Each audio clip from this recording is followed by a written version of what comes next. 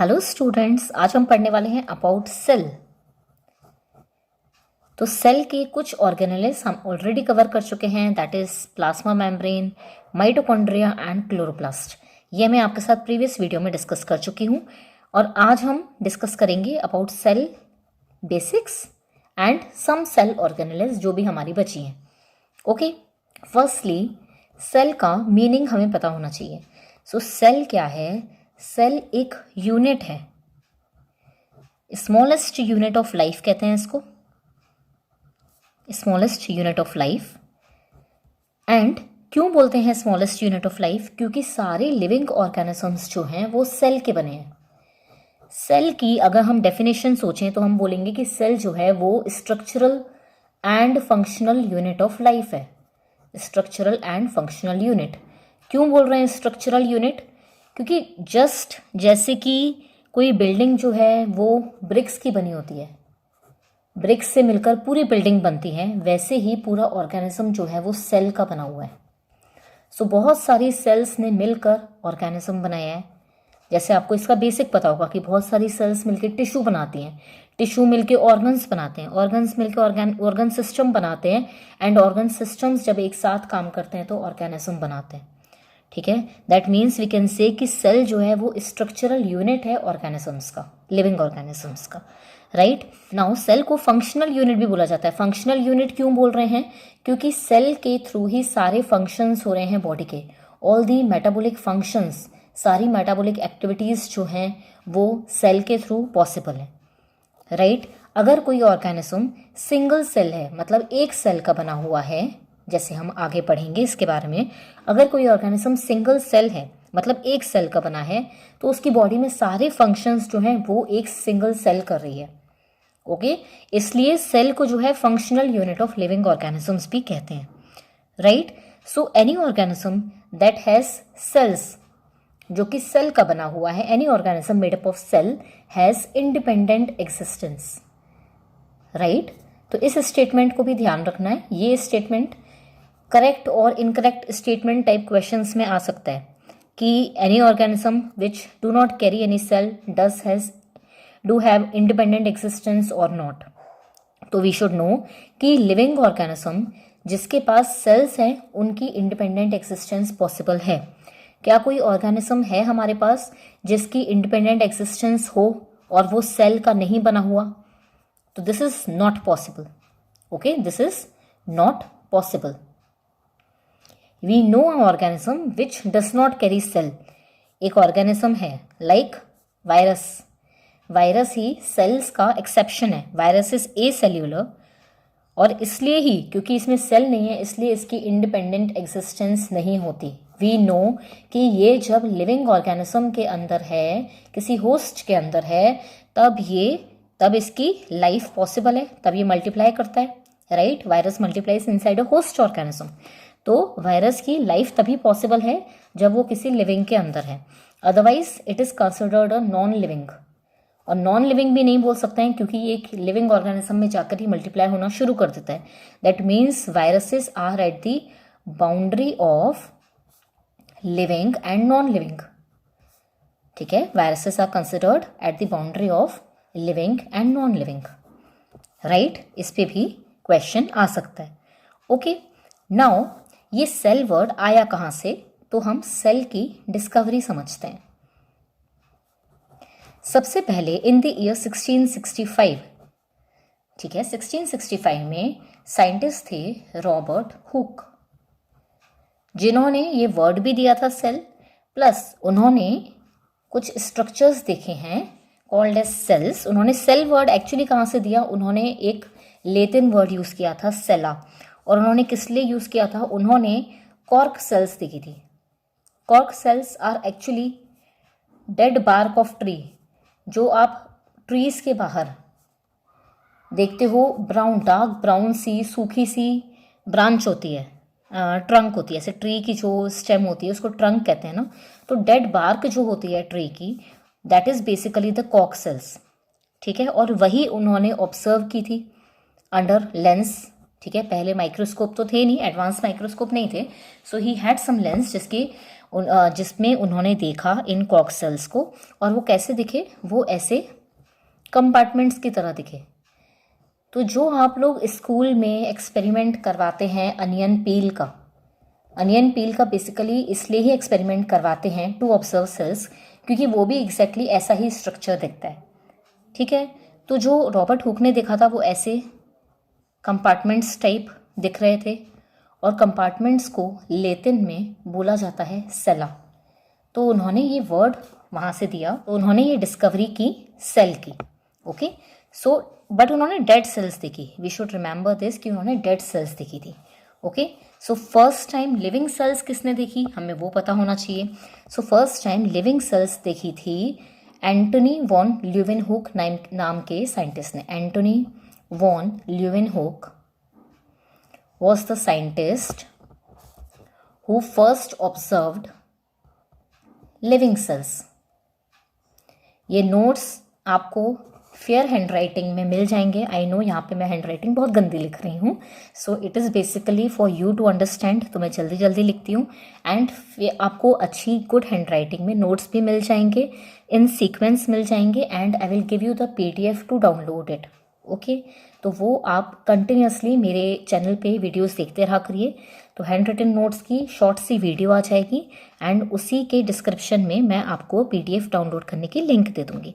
Okay, so we were studying कि Antonie van Leeuwenhoek scientist ने living cells को first time observe किया था। Okay, this was in the year 1674। Okay, तो याद कैसे रखना है, 1665 एक याद रख लो, +10 करना है, 75 आ जाएगा, पर 10 मत करो तो 9 कर लेना, तो 74, 1674 में ईयर तो सेम ही है, 1665 1674। ठीक है, थोड़ा सा याद रखने का तरीका है ये। Okay, so firstly living cells observe की थी एंटोनी वॉन ल्यूवेनहुक ने, और इन्होंने ये सेल्स कहाँ से आइसोलेट की थी, कहाँ से इन्होंने ऑब्जर्व किया था, इन्होंने इनको आइसोलेट किया था पॉन्ड वाटर से। तो इन्हें भी बहुत शौक था क्या, एक्सपेरिमेंट्स करने का, तो इन्होंने पॉन्ड वाटर से 1-2 ड्रॉप्स ले लिए, और इनके पास कुछ माइक्रोस्कोप्स थे, जो भी मतलब लेंसेज थे, और उसके नीचे ऑब्जर्व किया, तो इनको कुछ ऐसे ऑर्गेनिजम्स दिखे। ठीक है, तो बेसिकली ये कैसे दिख रहे हैं, ये रॉड शेप्ड बेसिलाई की तरह दिख रहे हैं, राइट। तो इन्होंने बेसिकली किसको ऑब्जर्व किया था, इन्होंने बैक्टीरिया एंड प्रोटिस्ट ऑब्जर्व किए थे, जो अब हमें पता है कि क्या होते हैं, यूनिसेल्युलर ऑर्गेनिजम्स होते हैं, राइट। तो इन्होंने basically bacteria and protist observe किए थे, और इनको ये जैसे दिख रहे थे ना, इनको लगा एनिमल टाइप ऑर्गेनिज्म है, तो इसलिए इन्होंने इनको नाम दे दिया एनिमलक्यूल्स। तो आपको पता होना चाहिए कि एंटोनी वॉन ल्यूवेनहुक ने जो लिविंग सेल्स ऑब्जर्व किए थे उनको नाम दिया था एनिमलक्यूल्स, राइट। अब बात करते हैं कि सेल के बारे में और डिटेल्स किन साइंटिस्ट ने बताई, सेल के बारे में और डिटेल्स जो हैं वो लिखी हुई हैं सेल थ्योरी में। तो सेल थ्योरी जो है वो बेसिकली दी थी 2 साइंटिस्ट ने। ठीक है, वैसे 3 साइंटिस्ट इन्वॉल्व हैं, पर अभी हम पहले 2 की बात कर लेते हैं। एक साइंटिस्ट थे मैथियास श्लीडेन। इसका ईयर याद रखने के लिए देखो, ये 1600s में हुआ था, ये 1800s में हुआ था। सो बेसिकली 1838 में और 1839 में ये डिस्कवरीज हुई है। ठीक है, तो मैथियास श्लीडेन साइंटिस्ट थे जिन्होंने ये कहा था कि all plants are made of cells. Okay, and दूसरे साइंटिस्ट थे थियोडर श्वान जी ने कहा कि all animals are made of cells. तो बेसिकली सेल थ्योरी में कहा गया था कि all living organisms that is plants and animals are made of cells, right. अब ऐसा हुआ कि जो ये श्वान जी हैं, ये श्लीडेन जी से पहले ही मिल गए सेल थ्योरी के पहले, और इन्होंने एक बुक में फाइंडिंग्स जो हैं अपनी पब्लिश कर दी। ठीक है, अपनी फाइंडिंग्स तो पब्लिश की ही, और क्योंकि ये इनसे मिले थे तो इनको बिना बताए इन्होंने और भी इनकी डिस्कवरीज भी बता दी, उस बुक में पब्लिश कर दी। तो इन्होंने क्या क्या बोला, श्वान जी ने बोला कि all plants are made of cells, ये बोल दिया उन्होंने बता दिया। एंड उन्होंने ये भी बोल दिया कि ऑल प्लांट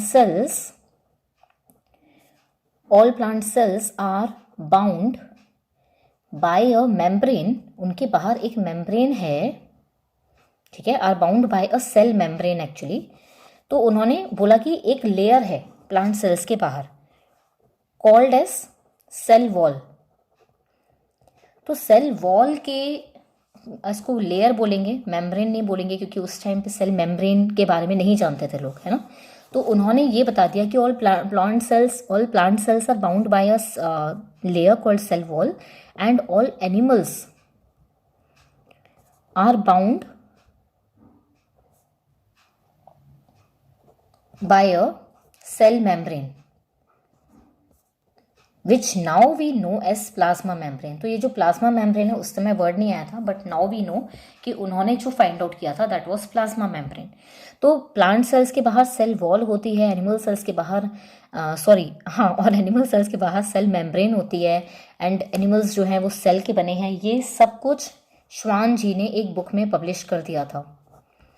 तो क्वेश्चन आ सकता है कि ये किस साइंटिस्ट ने कहा था कि एनिमल सेल्स के बाहर जो है सेल मेम्ब्रेन होती है, ये किस साइंटिस्ट ने कहा था। तो आंसर इज श्वान। किस साइंटिस्ट ने कहा था कि प्लांट सेल्स के बाहर जो है सेल वॉल होती है। So this was also told by Schwann. Okay, so you should remember this, ये नोट डाउन कर लीजिएगा। This makes a important question, एक क्वेश्चन आ सकता है इसमें, ठीक है। नाउ सेल थ्योरी में तो ये 2 पॉइंट्स थे कि all plants are made of cells and all animals are made of cells. मतलब एक पॉइंट ये था कि all living organisms are made of cells, right. And second point जो है वो दिया था एक डिफरेंट साइंटिस्ट ने, दैट इज रुडोल्फ विर्चो। ये एक्चुअली एडवांसमेंट हुआ सेल थ्योरी का, ठीक है, मॉडिफिकेशन था सेल थ्योरी का। सेल थ्योरी को पहले ये बताया गया था ये दोनों points, and then cell Virchow ने थोड़ा सा मॉडिफाई किया था। उन्होंने ये कहा था कि all cells arise from pre existing cell. उन्होंने ये बताया कि जो सारी सेल्स हैं वो प्री एग्जिस्टिंग सेल से ही आई हैं, एक सेल की वजह से ही दूसरी सेल आई है बेसिकली। सो इन्होंने अपने वर्ड्स में कहा ओमनिस सेल्यूला ई सेल्यूला, ठीक है, ओमनिस सेल्यूला ई सेल्यूला उन्होंने अपनी लैंग्वेज में बोला, और उसका मतलब था कि all cells arise from pre existing cells, ठीक है। And now we will discuss more about cell. Cell के टाइप्स के बारे में थोड़ा सा पढ़ लेते हैं। सेल के अगर टाइप्स देखें, मतलब जैसे मैंने आपको बताया कि कुछ ऑर्गेनिजम्स हो सकते हैं जिनमें सिर्फ एक सेल हो, राइट, सिंगल सेल्ड ऑर्गेनिज्म हो, तो उनको बोलेंगे यूनिसेल्यूलर ऑर्गेनिजम्स, राइट। और अगर ऑर्गेनिजम्स बहुत सारी सेल्स का बना हुआ है, मल्टीपल सेल्स का बना हुआ है, तो हम उनको बोल सकते हैं सिंपल लैंग्वेज में मल्टी सेल्यूलर ऑर्गेनिजम्स, राइट। तो ऑर्गेनिजम्स जो हैं वो यूनिसेल्यूलर भी हो सकते हैं और वो मल्टी सेल्यूलर भी हो सकते हैं, राइट। सेल के डेवलपमेंट के बेसिस पे, सेल के डेवलपमेंट के बेसिस पे मतलब जब सेल्स इवॉल्व हुई थी, जैसे भी कोई चीज़ इवॉल्व होती है, तो मैंने आपको बहुत बार समझाया है कि हमेशा बेसिक चीज़ से इवॉल्व होगी और उसके बाद उसमें एडवांस फीचर्स आएंगे और फिर एडवांसमेंट होगा, मतलब फिर एडवांस सेल बनेगी, डेवलप्ड सेल बनेगी। तो सेल के डेवलपमेंट के बेसिस पे पहले एक बेसिक सी सिंपल सी सेल आई, जिनको हम बोलते थे सिंपल से ऑर्गेनिजम्स आए बेसिकली, जो कि कैसे बने हुए थे, बेसिक सी सेल से बने हुए थे, ठीक है। तो उनको बोलते थे प्रोकैरियोट्स। ये नाम क्यों आया है ये हम समझेंगे। एक थे प्रोकैरियोट्स और दूसरे जो थे प्रोकैरियोटिक सेल, बेसिकली हम कह सकते हैं अगर हम सेल की बात कर रहे हैं, सेल के टाइप की, और दूसरी जो थी दैट वाज यूकैरियोटिक सेल। अब इसमें मीनिंग समझ लेते हैं कि नाम क्यों पड़ा था। नाम इसलिए पड़ा था, कैरियन वर्ड का मतलब होता है, कैरियन वर्ड मीन्स न्यूक्लियस, ठीक है। तो प्रोकैरियोटिक का मतलब था the organisms that appeared before there was nucleus. इन ऑर्गेनिजम्स की बॉडी में, इस सेल में न्यूक्लियस नहीं होता है, there is no nucleus, okay. And eu का मतलब होता है, ई यू का मतलब होता है ट्रू, एंड कैरियन मतलब होता है nucleus. So this was the cell, there were organisms with true nucleus. तो ऐसे ऑर्गेनिजम्स जिनकी बॉडी में यूकैरियोटिक सेल्स थी उनको बोलते थे eukaryotic organisms, okay. So eukaryotic cell is basically one that is having a true nucleus, right. Now prokaryotic cell के बारे में डिटेल में पढ़ लेते हैं। ओके, फर्स्टली आपको एक बात पता होगी, ऑर्गेनिजम्स का, लिविंग ऑर्गेनिजम्स को 5 बड़े बड़े ग्रुप्स में डिवाइड किया गया है and these groups are called as kingdoms. So this is part of biological classification. Biological classification में ऑलरेडी आपको यूट्यूब पर पढ़ा चुकी हूँ. अगर आपने नहीं देखा है वो लेक्चर, आप प्लेलिस्ट से चेक कर सकते हैं. ठीक है, बायोलॉजिकल क्लासिफिकेशन प्लेलिस्ट में मिल जाएगा आपको, और वो कंप्लीट चैप्टर वहाँ है. तो उसका थोड़ा बेसिक यहाँ पे नीडेड है हमें, तो हम समझ लेते हैं. लिविंग ऑर्गेनिजम्स को 5 बड़े ग्रुप्स में डिवाइड किया गया है, जिन ग्रुप्स को हम बोलते हैं किंगडम्स. दैट मीन्स हमारे पास 5 बड़े किंगडम्स हैं जिसमें सारे लिविंग ऑर्गेनिजम्स कवर हो जाते हैं. सो इनका नाम क्या है? इनका नाम है मोनेरा.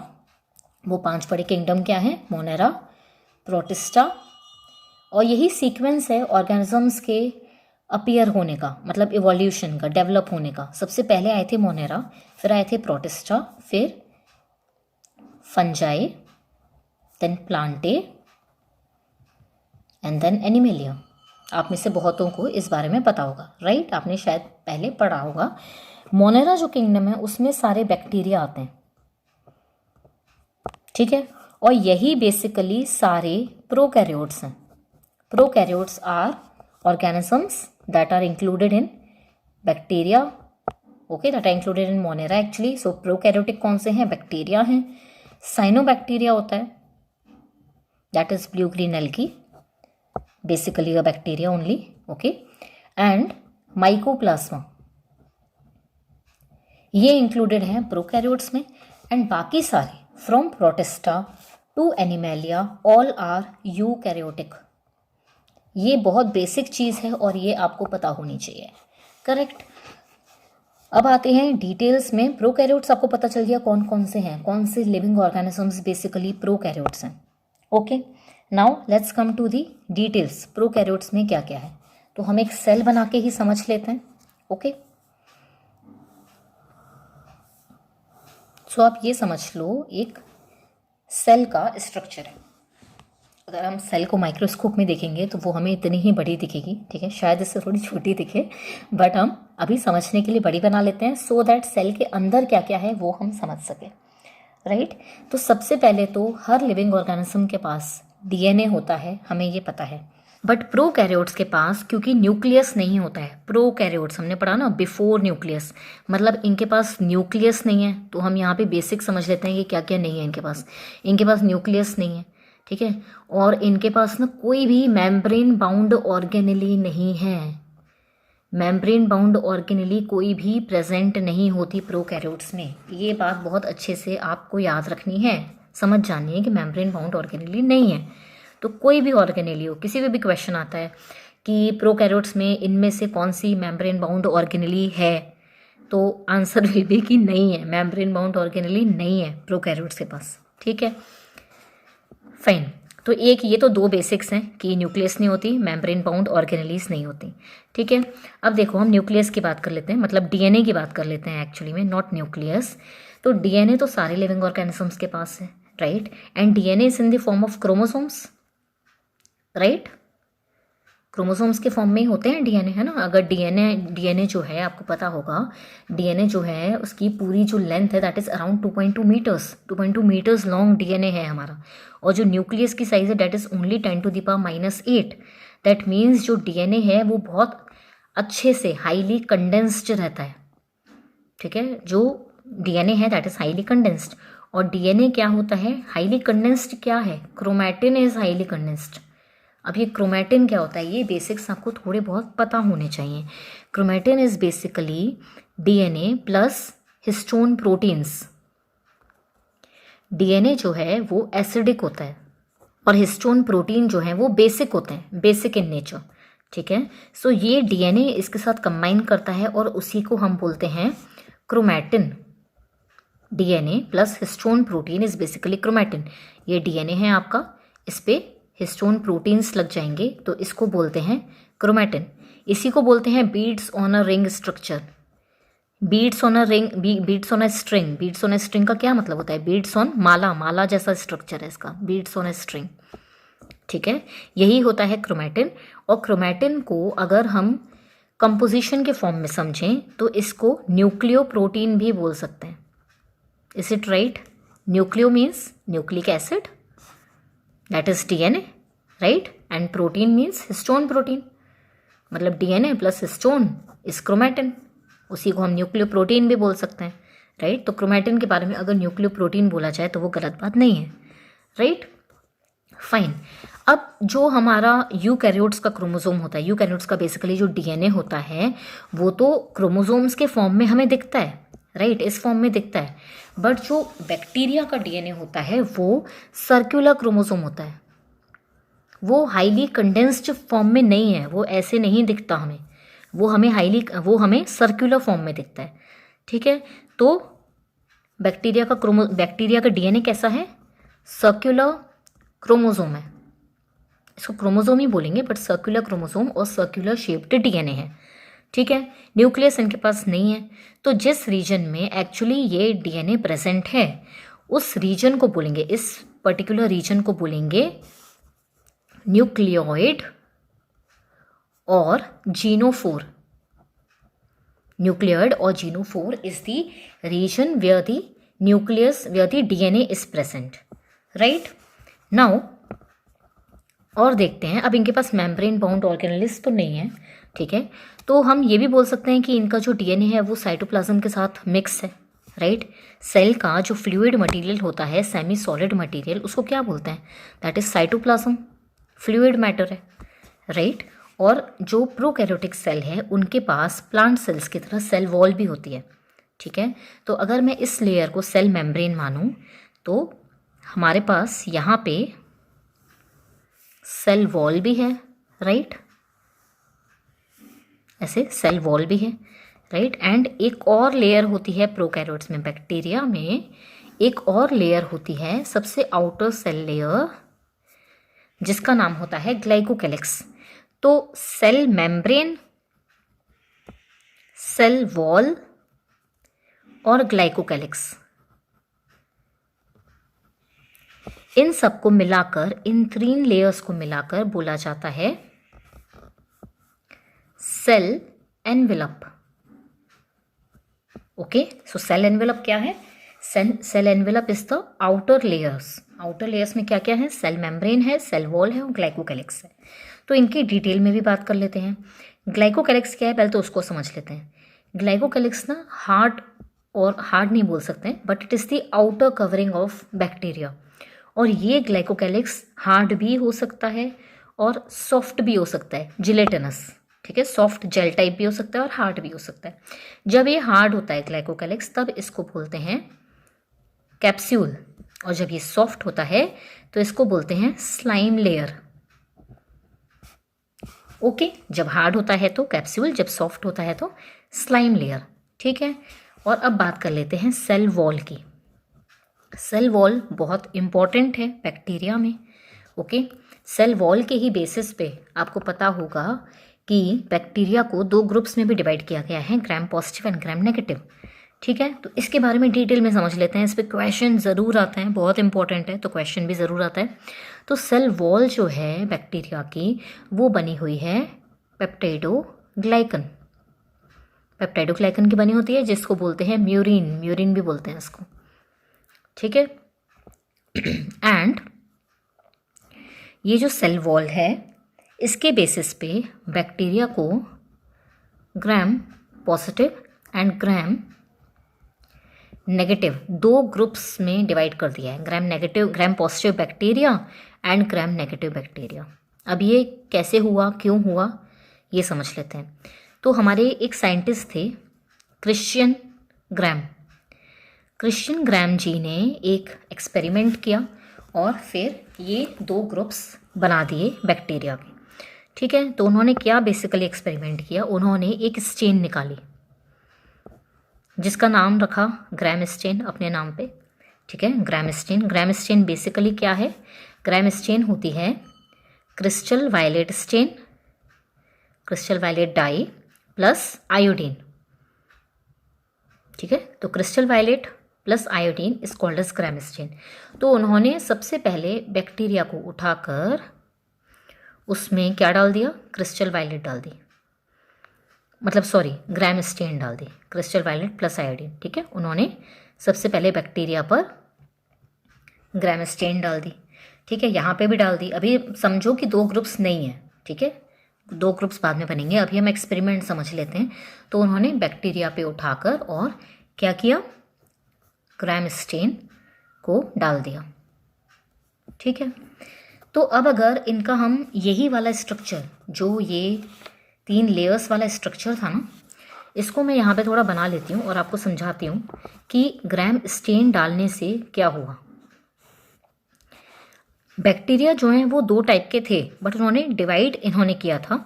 तो एक बैक्टीरिया थे जिनके ना, जैसे मानो ये सेल मेम्ब्रेन है, ठीक है, ये मैं ऐसे बना लेती हूँ, ये सेल मेम्ब्रेन है, ये सेल वॉल है, ठीक है।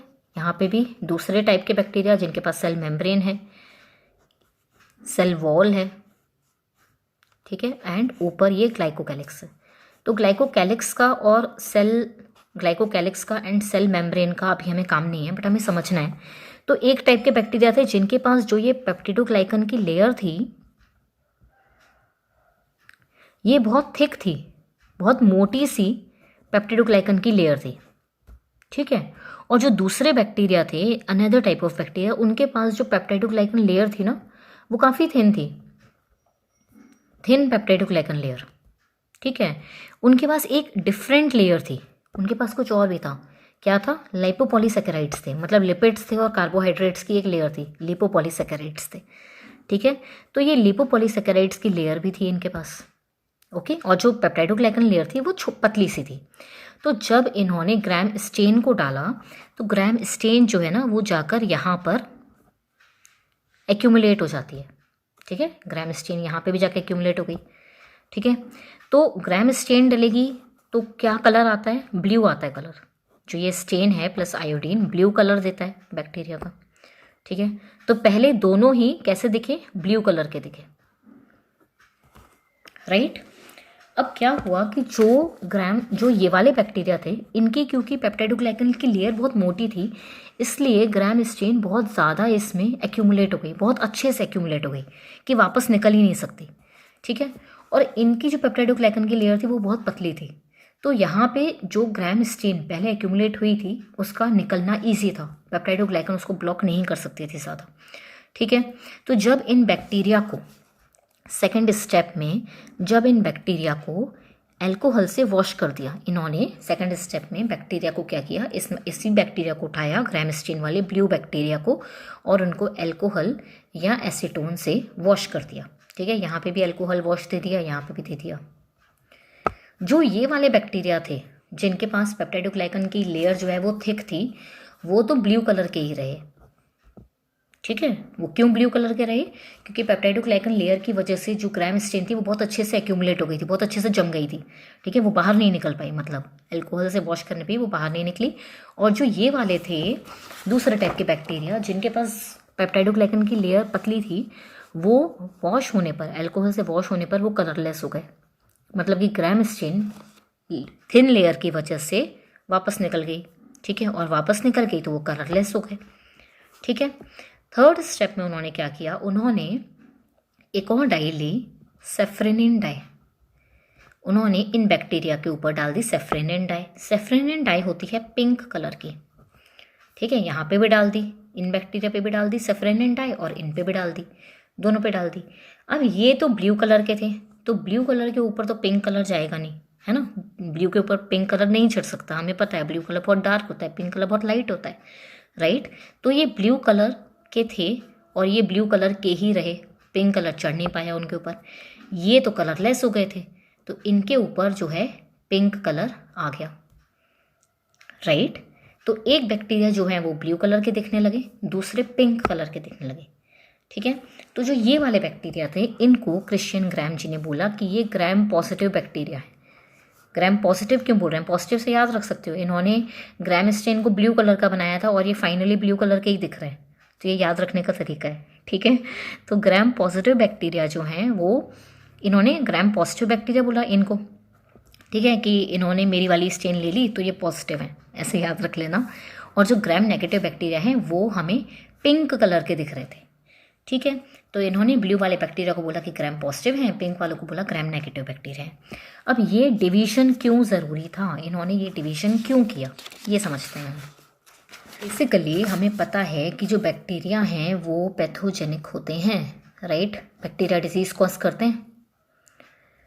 तो स्टार्टिंग में ही जब लिविंग ऑर्गेनिजम्स ने देखा, मतलब जब साइंटिस्ट लोगों ने देखा कि जो बैक्टीरिया है वो बहुत डिजीज कॉजिंग है, तो बहुत सारे एक्सपेरिमेंट्स चलते थे बैक्टीरिया पे।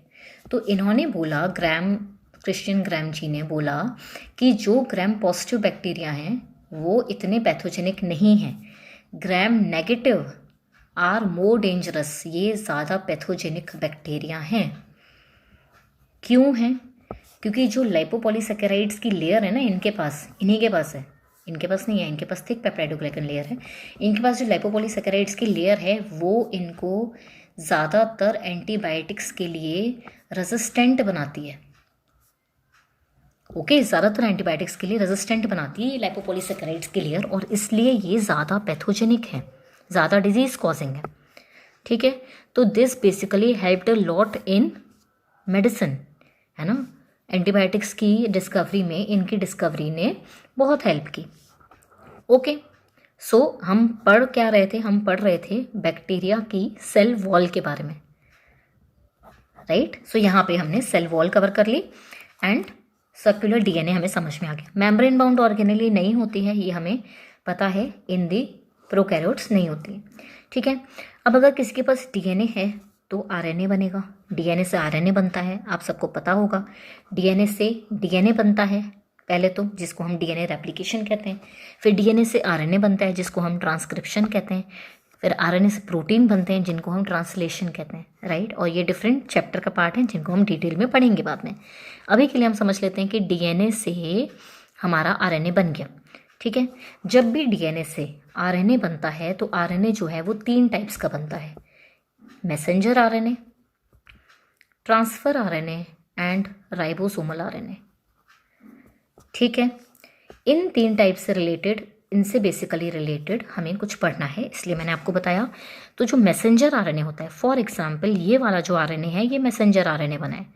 ठीक है, अगर मैसेंजर आरएनए पे बहुत सारे राइबोसोम्स लग जाएं तो इस स्ट्रक्चर को बोलते हैं पॉलीसोम्स और पॉलीराइबोसोम। पॉलीसोम और पॉलीराइबोसोम, क्या मैसेंजर आरएनए पे अगर राइबोसोम्स लग जाएं तो इसको बोलते हैं पॉलीसोम और पॉलीराइबोसोम। फाइन, ये पॉलीसोम और पॉलीराइबोसोम सिर्फ प्रोकैरियोट्स में मिलता है, this is not found in eukaryotes, so this is important to know. ठीक है, पूछ सकते हैं कि which of this following organelles is not found in eukaryotes, तो पॉलीसोम्स का नाम होगा। ठीक है, नाउ अगर ये आरएनए जो बना है यहाँ से, इस डीएनए से जो आरएनए बना है, अगर वो राइबोसोमल आरएनए है, मतलब हमें ये भी तो पढ़ना है कि राइबोसोम कहाँ से है, तो अगर ये राइबोसोमल आरएनए है तो ये आरएनए फोल्ड होकर, राइबोसोमल आरएनए फोल्ड होकर कुछ प्रोटीन्स को अपने ऊपर लगा सकता है। ठीक है, कुछ प्रोटीन्स लग जाएंगे राइबोसोमल आरएनए पे, कुछ प्रोटीन्स लग जाएंगे और ये जो है राइबोसोम बना देगा। राइबोसोम के 2 सब यूनिट होते हैं तो इसलिए मैं ऐसा बना रही हूँ। तो राइबोसोम भी होते हैं प्रोकैरियोट्स के पास। ओके, कौन से राइबोसोम्स होते हैं? राइबोसोम्स होते हैं 70S राइबोसोम होते हैं। और ये एस क्या है? ये एस जो है वो सेडिमेंटेशन का कोएफिशिएंट है, जिसको बोलते हैं स्वेडबर्ग कोएफिशिएंट, स्वेडबर्ग यूनिट और स्वेडबर्ग कोएफिशिएंट।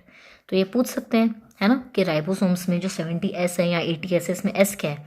तो वो है स्वेडबर्ग कोएफिशिएंट, और वो सेडिमेंटेशन के लिए रहता है। सेडिमेंटेशन मतलब सेडिमेंट कर रही है कोई चीज़, मतलब उसकी मास और डेंसिटी कितनी है, तो ऐसा कुछ कैलकुलेट करने के लिए इस कोएफिशिएंट को यूज़ किया जाता है। ज़्यादा हमें नीड नहीं है, आपको सिर्फ ये पता होना चाहिए कि ये सेडिमेंटेशन कोएफिशिएंट होता है। ठीक है, नाम है स्वेडबर्ग कोएफिशिएंट। ओके, सो राइबोसोम कौन से हैं? 70S राइबोसोम्स होते हैं। और प्रोकैरियोट्स में क्या होता है? तो और प्रोकैरियोट्स में हम सोचते हैं क्या होता है। देखो, हर कोई ऑर्गेनिज्म अपना फूड स्टोर करेगा, ठीक है। तो इनके पास फूड स्टोरेज के लिए कुछ ऑर्गेनेल्स होती हैं जिनको बोलते हैं इंक्लूशन बॉडीज़। अब ये इंक्लूशन बॉडीज़ जो हैं वो साइटोप्लाज्म में ऐसे ही फैली हुई रहती हैं, स्प्रेड रहती हैं, कहीं भी हो सकती हैं, ठीक है। तो ये इंक्लूशन बॉडीज़ क्या क्या होती हैं, ठीक है, क्या क्या आता है इन इंक्लूशन बॉडीज़ में और क्या स्टोर होता है बेसिकली, उसके बेस पर नेम है। तो प्रोकैरियोट्स जो है ना वो फॉस्फेट स्टोर करते हैं और इसलिए इन इंक्लूशन बॉडीज़ का नाम है फॉस्फेट ग्रेन्यूल्स। तो फॉस्फेट ग्रेन्यूल्स मिलते हैं इनमें और इनमें मिलता है कार्बोहाइड्रेट्स। कार्बोहाइड्रेट्स तो सब स्टोर करते हैं ना। तो प्रोकैरियोट्स का जो फूड स्टोरेज होता है वो होता है ग्लाइकोजन के फॉर्म में। एनिमल्स में भी ग्लाइकोजन के फॉर्म में होता है ना फूड स्टोर, तो इनमें भी ग्लाइकोजन के फॉर्म में होता है और ग्लाइकोजन ग्रेन्यूल्स हो सकते हैं, ठीक है। तो इंक्लूशन बॉडीज़ में एक आ गया फॉस्फेट ग्रेन्यूल, एक आ गया ग्लाइकोजन ग्रेन्यूल्स। अगर ये प्रोकैरियोट साइनोबैक्टीरिया है तो ये इसका स्टोरेज फूड होगा साइनोफाइसीन स्टार्च। साइनोफाइसीन स्टार्च जो है वो स्टोर्ड फूड होता है साइनोबैक्टीरिया का। ओके, नाउ और क्या होगा इनके पास, सेल मेम्ब्रेन से ना, ये जो सेल मेम्ब्रेन है ना इनकी, सेल मेम्ब्रेन की इनफोल्डिंग्स होती हैं। इनफोल्डिंग्स मतलब मतलब अंदर, तो अंदर की तरफ फोल्ड कर जाएंगे, ऐसे कुछ स्ट्रक्चर होते हैं इनके पास जिनको बोलते हैं मीजोसोम्स। और ये मीजोसोम्स बहुत इंपॉर्टेंट हैं प्रोकैरियोट्स के लिए, इनके बहुत सारे फंक्शन होते हैं। तो मीजोसोम्स को ना हम अलग से समझ लेते हैं। मीजोसोम्स क्या क्या फंक्शन करते हैं हम ये समझ लेते हैं।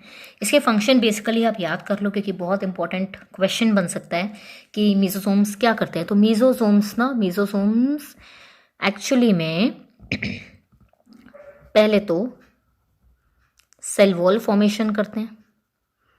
बैक्टीरिया में सेल वॉल की फॉर्मेशन में हेल्प करते हैं मीजोसोम्स, ठीक है, ये याद रखना है आपको। दूसरा, ये डीएनए के रेप्लिकेशन में हेल्प करते हैं, डीएनए रेप्लिकेट करता है इनकी हेल्प से, प्लस सेल के डिवीजन में हेल्प करते हैं। ये कैसे होता है मैं आपको बताती हूँ। मानो कि ये है वो सेल, हम छोटी सी बना लेते हैं क्योंकि हमें सिर्फ मीजोसोम्स का काम है, और यहाँ पे मान लो कि मीजोसोम्स है। मीजोसोम्स ऑफकोर्स एक से ज़्यादा हो सकते हैं, ठीक है।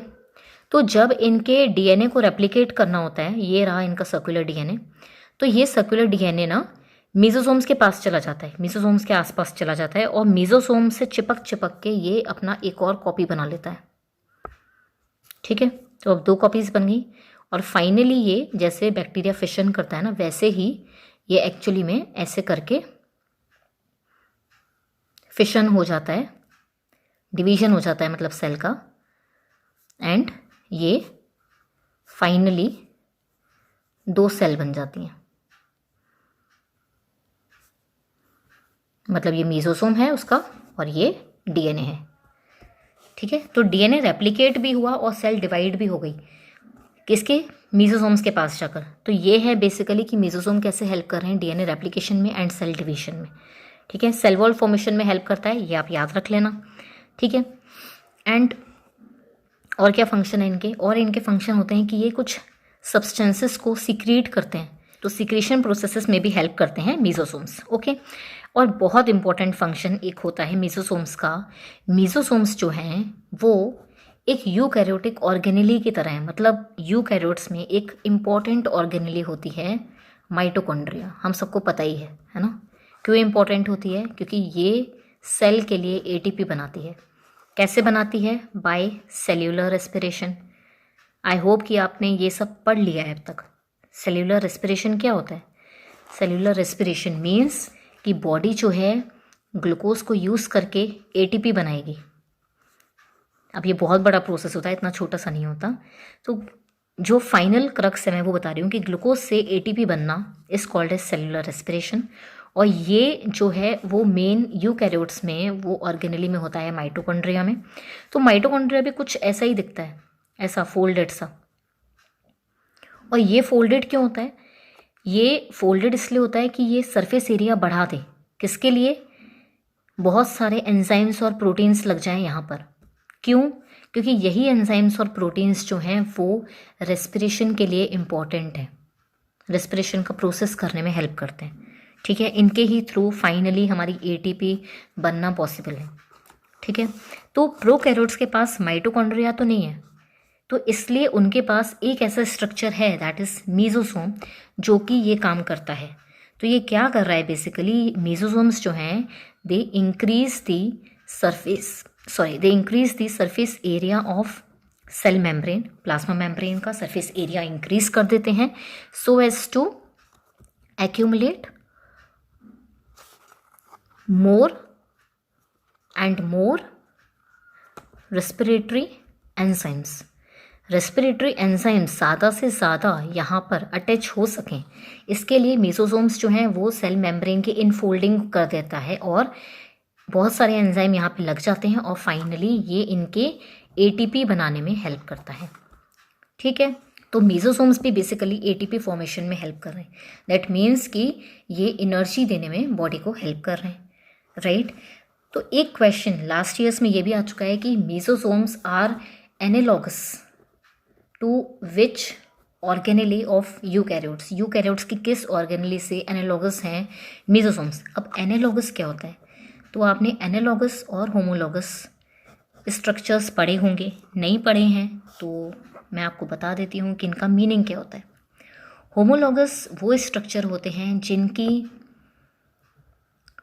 ओरिजिन सेम होती है। ओरिजिन सेम मतलब उनका इंटरनल स्ट्रक्चर सेम होता है, जहाँ से वो आए हैं वो सेम है और इनका फंक्शन डिफरेंट होता है। ठीक है, और एनालॉगस होते हैं जिनका फंक्शन सेम होता है और ओरिजिन डिफरेंट होती है। ओरिजिन डिफरेंट मतलब इंटरनल स्ट्रक्चर जो है वो डिफरेंट है। ठीक है, तो मीसोसोम किसके एनालॉगस है, हमने फंक्शन पढ़ लिया, दोनों का फंक्शन सेम है, तो माइटोकॉन्ड्रिया के एनालॉगस होता है मीसोसोम, राइट। अब ये प्रोकैरियोट्स में मिलता है, ये यूकैरियोट्स में मिलता है, इसलिए ये ओरिजिन सेम नहीं है इनकी, राइट।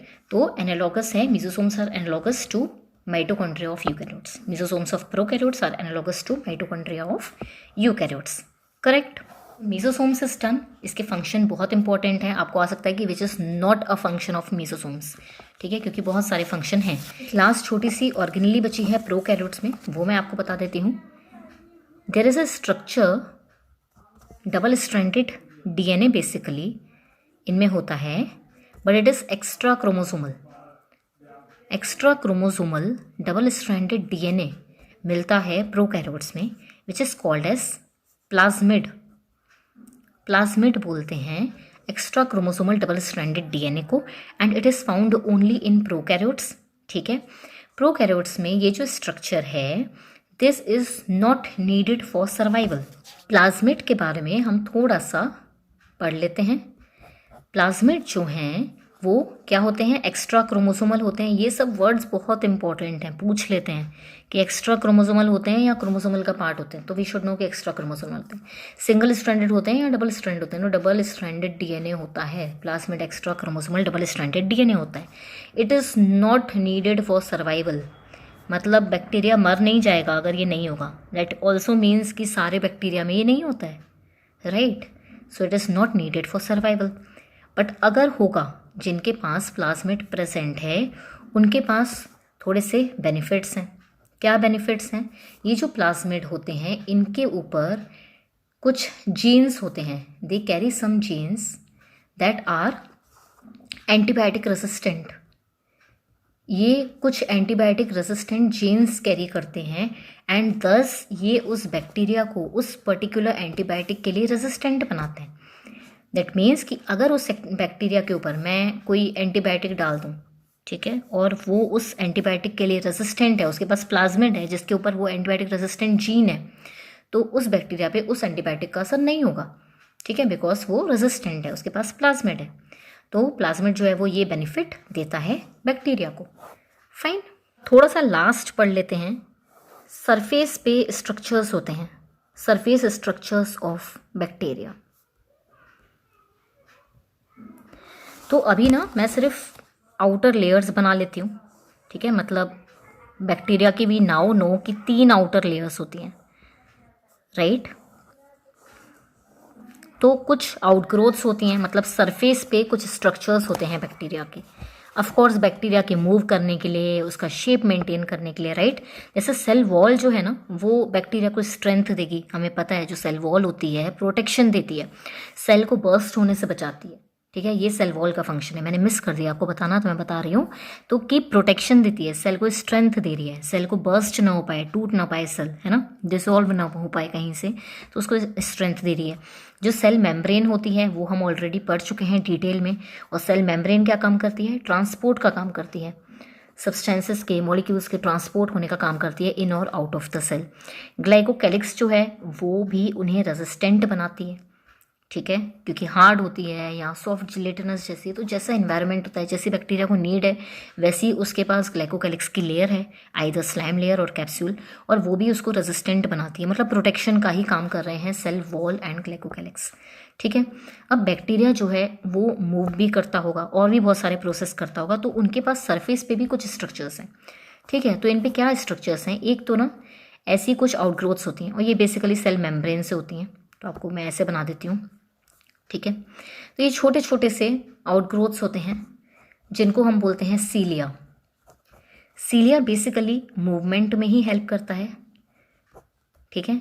एक तो ये, जैसे अगर ऑर्गेनिजम्स जो हैं वो छोटे छोटे ऑर्गेनिजम्स हैं, मतलब यूनिसेलुलर ऑर्गेनिजम्स हैं, तो वो उनके मूवमेंट में हेल्प करता है। और ये बेसिकली ना वाटर करंट्स के साथ मूव करता है, मतलब वाटर करंट्स के साथ सीलिया ऐसे ऐसे तैरते जाएंगे, मतलब हिलते जाएंगे, है ना, ऐसे ऐसे ऐसे ऐसे हिलते जाएंगे, तो एक्चुअली में सेल का मूवमेंट होने लगता है, राइट। और जो आसपास का फ्लूइड होता है वो भी सेल की वजह से, वो भी सीलिया की वजह से मूव करने लगता है। मतलब उस फ्लूइड में अगर छोटे छोटे कुछ मॉलिक्यूल्स होंगे, लाइक कुछ ऑर्गेनिजम्स के लिए फूड पार्टिकल्स जो हैं वो मूव करके उनके माउथ के पार्ट के पास आ जाते हैं। लाइक हमने पैरामीशियम का हम एग्जाम्पल पढ़ते हैं कि पैरामीशियम के लिए जो सीलिया है वो फूड पार्टिकल्स को लाकर गलेट में डाल देता है। मतलब अगर ये मेरा पैरामीशियम है तो इसके पास एक ऑर्गन होता है गलेट, जहाँ पे कि फूड पार्टिकल्स आ जाते हैं ड्यू टू सीलिया, ठीक है। अब इनके पास और भी ऐसे सरफेस पे स्ट्रक्चर होते हैं। तो एक तो हमने सरफेस स्ट्रक्चर पढ़ लिया सीलिया, ठीक है। और भी इनके पास स्ट्रक्चर्स होते हैं जो कि ज़्यादा बड़े कुछ ऑर्गेनिजम्स का मूवमेंट करा सकते हैं। तो वो कुछ ऐसे बड़े से स्ट्रक्चर होते हैं, ऐसे, ठीक है। ऐसे बेसिकली स्ट्रक्चर होते हैं सेल पे, सेल के आउटर स्ट्रक्चर पे, जिनको हम बोलते हैं फ्लैजेला। फ्लैजेला का जो पार्ट सेल के एनवेलप में आता है उसको बोलते हैं बेसल बॉडी। अच्छा, ये फ्लैजेला ना ज़्यादा अच्छे मूवमेंट के लिए ये सेल का पूरे कंप्लीट सेल का मूवमेंट करा सकता है, ठीक है। बेसल बॉडी इसका ये पार्ट है, सेल एनवेलप में है जो। उसके बाद इसका ये पार्ट होता है जिसको हम बोलते हैं हुक, जिसके थ्रू वो अटैच हो सकता है ऑफ कोर्स। एंड जो बेसिकली जो अच्छे से मूव कराने वाला पार्ट है उसको बोलते हैं फिलामेंट। तो basal body, hook and filament are parts of flagella, ठीक है। तो सेकंड स्ट्रक्चर हो गया फ्लैजेला, ठीक है। थर्ड स्ट्रक्चर इनके पास होता है फिम्ब्रे। बैक्टीरिया के पास कुछ फिंगर लाइक स्ट्रक्चर्स होते हैं ऐसे ऐसे, जो इनको सरफेस को होल्ड करने के काम आते हैं, सरफेस पे होल्ड करने के या अटैच करने के काम आते हैं, ठीक है। उसको बोलते हैं फिम्ब्रे। एंड एक स्ट्रक्चर होता है इनके पास पिलाई। पिलाई इनके पास बड़े बड़े ट्यूब्स होते हैं और जो इनको ट्रांसफ़र ऑफ जेनेटिक मटेरियल में हेल्प करते हैं। पिलाई इनको कॉन्जुगेशन के प्रोसेस में हेल्प करते हैं। इनका जो जेनेटिक मटेरियल ट्रांसफ़र होता है from one bacteria to another bacteria, ये एक बैक्टीरिया है, इसके पास ये जेनेटिक मटेरियल है, ये इसमें ट्रांसफ़र करेगा। ये करेगा थ्रू पिलाई। पिलाई एक क्या है? सरफेस स्ट्रक्चर है। ये पिलाई इनको हेल्प करता है to transfer the genetic material, जिस प्रोसेस को बोलते हैं कॉन्जुगेशन। इसलिए पिलाई को जो है कॉन्जुगेशन ट्यूब के नाम से भी जानते हैं। पिलाई एक्चुअली बड़ा सा ट्यूब है जो कि जेनेटिक मटेरियल के ट्रांसफ़र में हेल्प कर रहा है बैक्टीरिया को, ठीक है। And it is present on the surface, तो इसलिए इसको सरफेस स्ट्रक्चर्स में बोला जाता है, ठीक है। तो बैक्टीरिया में 4 सरफेस स्ट्रक्चर्स हैं, cilia, flagella, fimbriae and pili. Fine.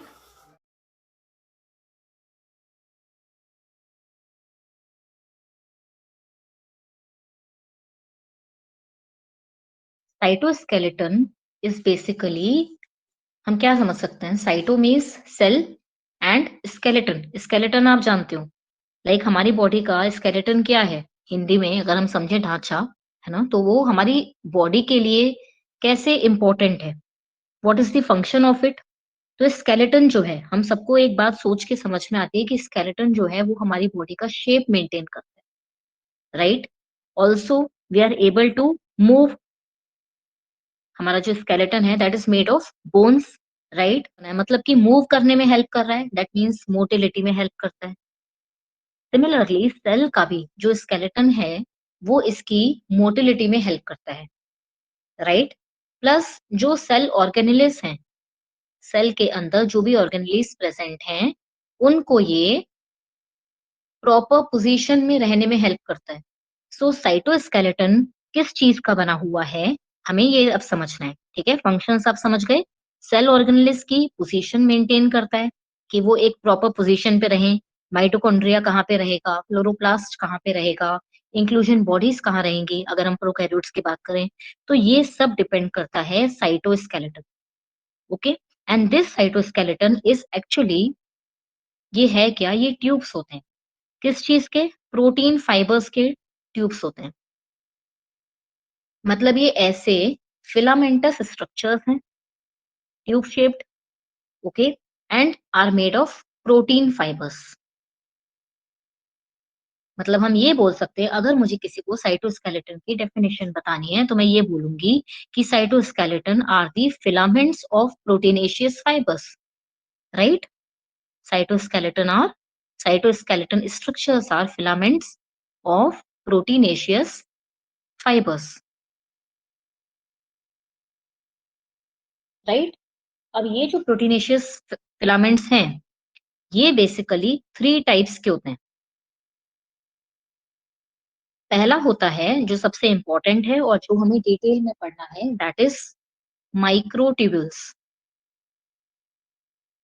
Microtubules वो फिलामेंट्स हैं जो कि किसके बने हुए हैं? ट्यूबुलिन प्रोटीन के। दूसरे टाइप के जो होते हैं दैट आर, एक होता है intermediate filament and third is microfilaments. Okay, so microtubules, intermediate filaments and microfilaments, ये तीन टाइप के क्या होते हैं? साइटोस्केलेटन स्ट्रक्चर्स होते हैं। ओके, नाउ जो माइक्रोट्यूब्यूल्स हैं वो सबसे मैक्सिमम डायमीटर के होते हैं।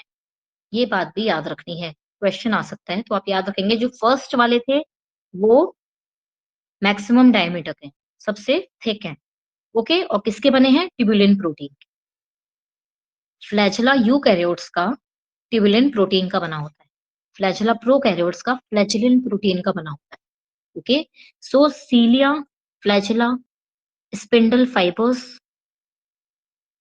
एंड सेंट्रियोल्स, ये सब बने हुए हैं माइक्रोट्यूब्यूल्स के। ठीक है, जो ये ट्यूबुलिन प्रोटीन है, ट्यूबुलिन प्रोटीन इन सब में प्रेजेंट है। These are basically microtubules. Cilia, flagella, spindle fibre, centriole, ये हमारे एग्जांपल्स हैं माइक्रोट्यूब्यूल्स के। और ये सब किसके बने हुए हैं? ट्यूबुलिन प्रोटीन के। And these are parts of cytoskeleton of the cell. Okay, skeleton of the cell basically. Okay, intermediate filaments होते हैं जो कि केराटिन प्रोटीन के बने होते हैं। ये हमें ज्यादा डिटेल में नहीं पढ़ना है, हमें सिर्फ ये बताना चाहिए कि ये केराटिन प्रोटीन के बने होते हैं।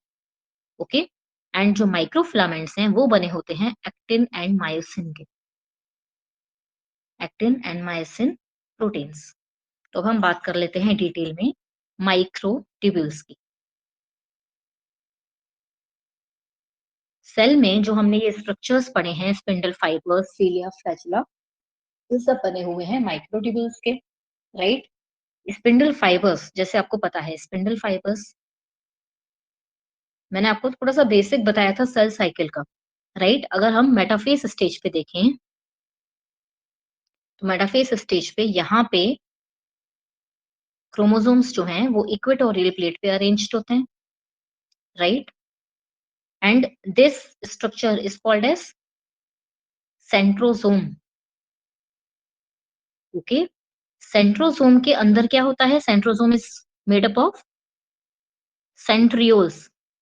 दो सेंट्रियोल्स होते हैं at 90 degree position, perpendicular to each other. ठीक है, तो ये दिखते कैसे हैं? अगर मैं सेंट्रियोल बनाऊं तो ये ऐसा दिख रहा है।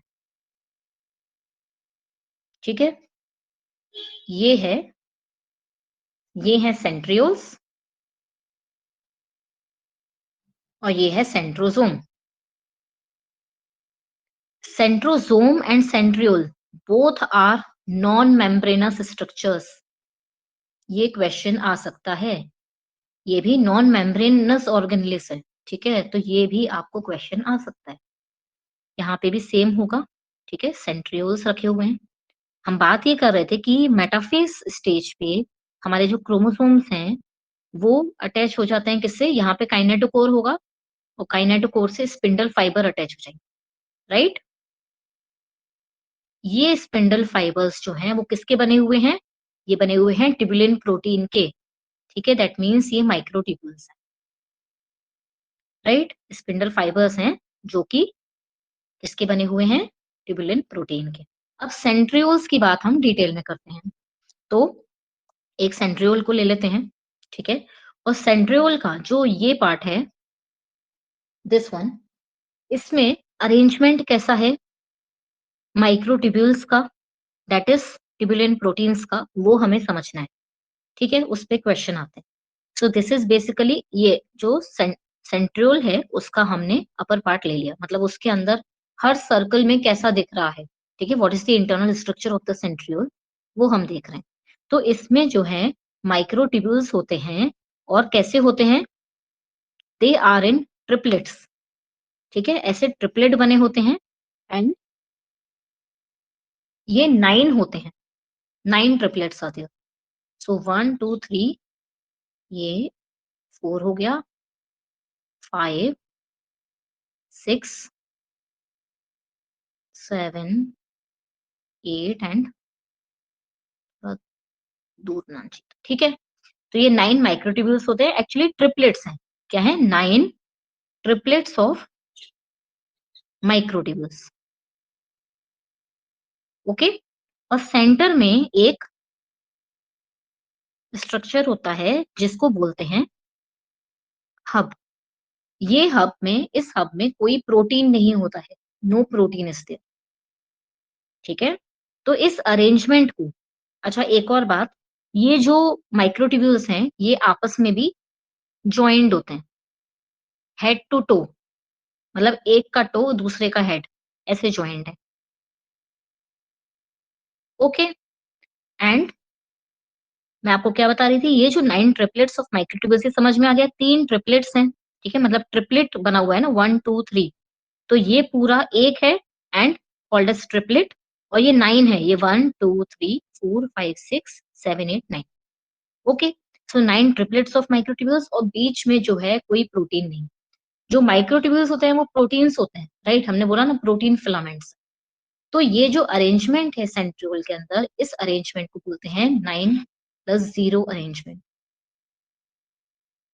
मतलब सेंट्रियोल के अंदर माइक्रोट्यूब्यूल्स का अरेंजमेंट कैसा होता है? 9-0 अरेंजमेंट। ओके, अगर हम सेंट्रोसोम की बात करें, सेंट्रियोल के आसपास कुछ मटेरियल रखा होता है जिसको बोलते हैं peri centriolar material, peri centriolar matter. ये किस चीज का बना होता है ये किसी को पता नहीं है, it is of unknown origin. ठीक है, बट इट इज सेंट्रियोल के आसपास है तो इसको नाम दे दिया है पेरी सेंट्रियोलर मैटर। ठीक है, this is about centriole. Centriole में हमें क्या क्या पता होना चाहिए? It is non membranous structure, 90 degree पे अरेंज होता है सेंट्रोसोम के अंदर। ठीक है, and this is the structure of microtubules in centriole, right. Okay, so cilia and flagella start करते हैं। सीलिया एंड फ्लैजेला, ये स्ट्रक्चर्स मैं आपको थोड़ा सा बेसिक बता चुकी हूँ, right. Cilia is used for movement, ये छोटे मोटे मूवमेंट के लिए रिस्पॉन्सिबल होता है। अगर हम यूकैरियोटिक सेल्स की बात करें, जैसे अगर हम पैरामीशियम की बात करें, so paramecium is a unicellular organism.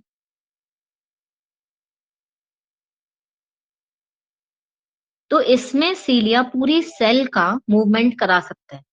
ठीक है, सीलिया एक्चुअली तो छोटे छोटे होते हैं बट अगर सेल छोटी सी है तो पूरी सेल का भी करवा सकता है। सराउंडिंग्स में जो भी फूड पार्टिकल रखे होते हैं ये उनको भी अपने थ्रू मूव करा सकता है।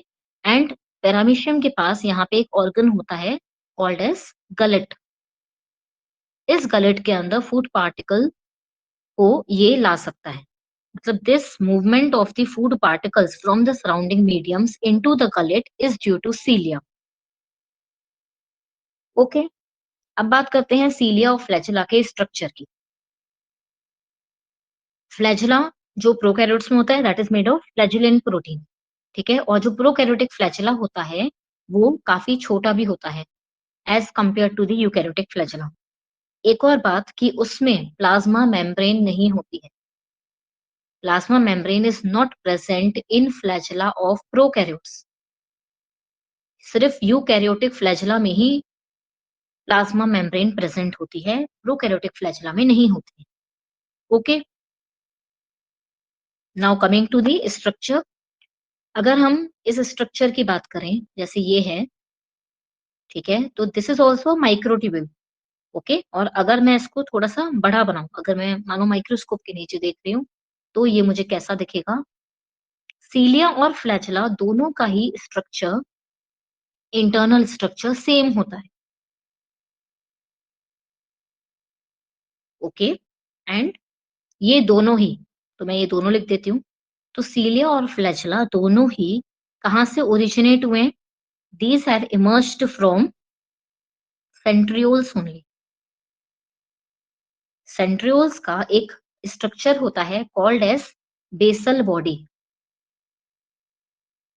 इस बेसल बॉडी से ही, यही है वो part structure called as basal body.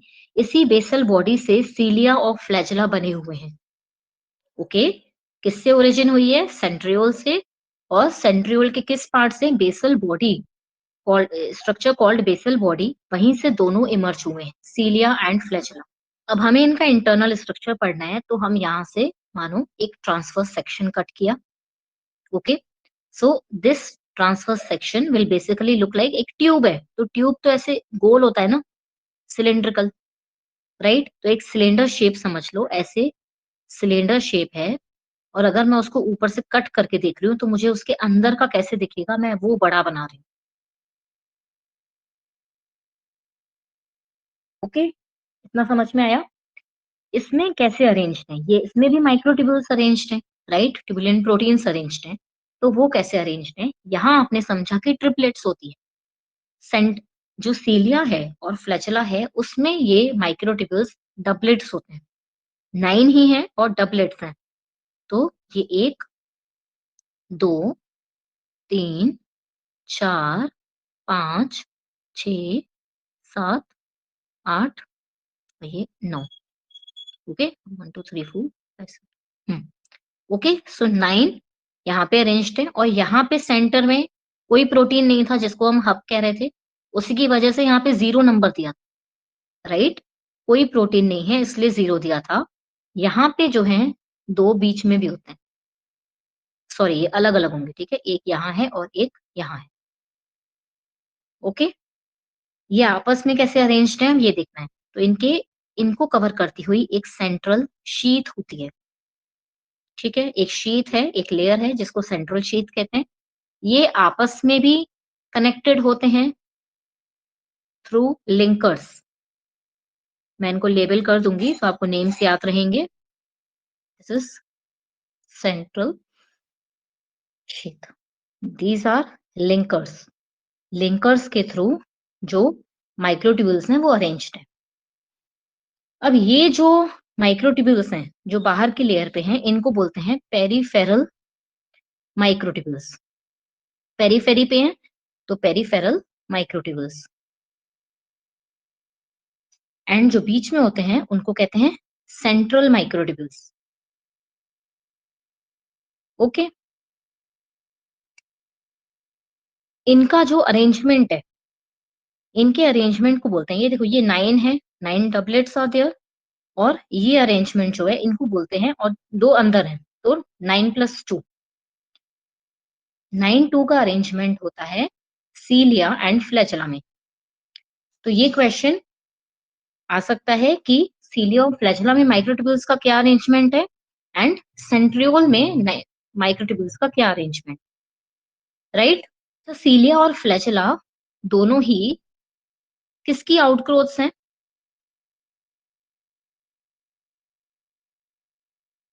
जो सेल होती है बाहर सेल वॉल तो नहीं है, सेल मेम्ब्रेन है, ठीक है? तो सेल मेम्ब्रेन के ही आउटग्रोथ्स होती हैं सीलिया एंड फ्लैजेला। आपको पता है कि यहाँ पे होते हैं ऐसे, ऐसे ही होते हैं cilia and flagella, right? Flagella बड़ा होता है सीलिया से, करेक्ट?